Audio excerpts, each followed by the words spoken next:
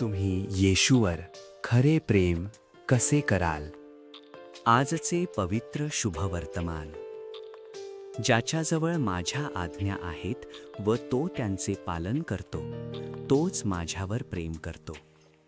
जो माझ्यावर प्रेम करतो त्याच्यावर माझा पिता प्रेम करील, आणि मीही त्याच्यावर प्रेम करीन व त्याला स्वतःला प्रकट करीन.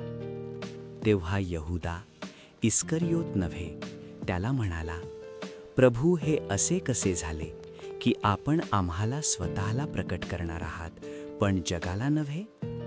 येशूने त्याला उत्तर दिले, जर कोणी माझ्यावर प्रेम करतो तर तो माझे वचन पाळेल. माझा पिता त्याच्यावर प्रेम करील, आणि आम्ही त्याच्याकडे येऊ व त्याच्या ठायी वस्ती करू. जो माझ्यावर प्रेम करत नाही तो माझे वचन पाळत नाही. जे वचन तुम्ही ऐकता ते माझे नाही, तर ते मला पाठवणाऱ्या पित्याचे आहे. मी तुमच्याबरोबर असताना या गोष्टी तुम्हाला सांगितल्या आहेत.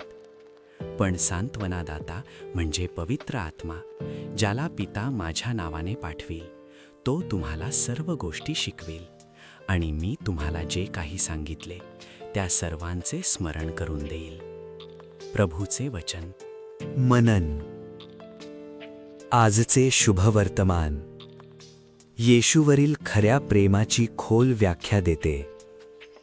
येशू म्हणतो, ज्याच्याजवळ माझ्या आज्ञा आहेत व तो त्यांचे पालन करतो, तोच माझ्यावर प्रेम करतो.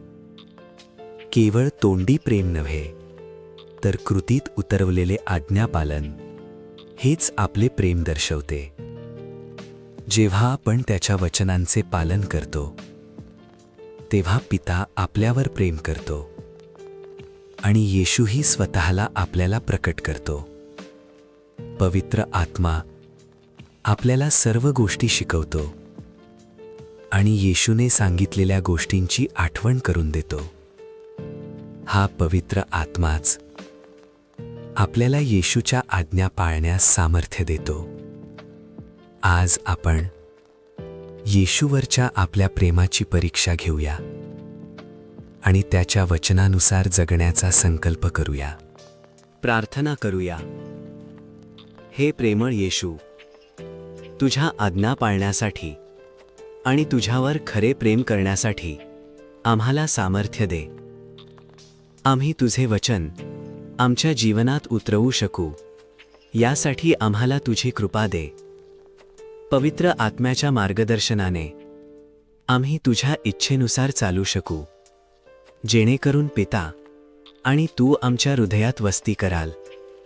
आमेन. मराठी वचनमध्ये स्वागत.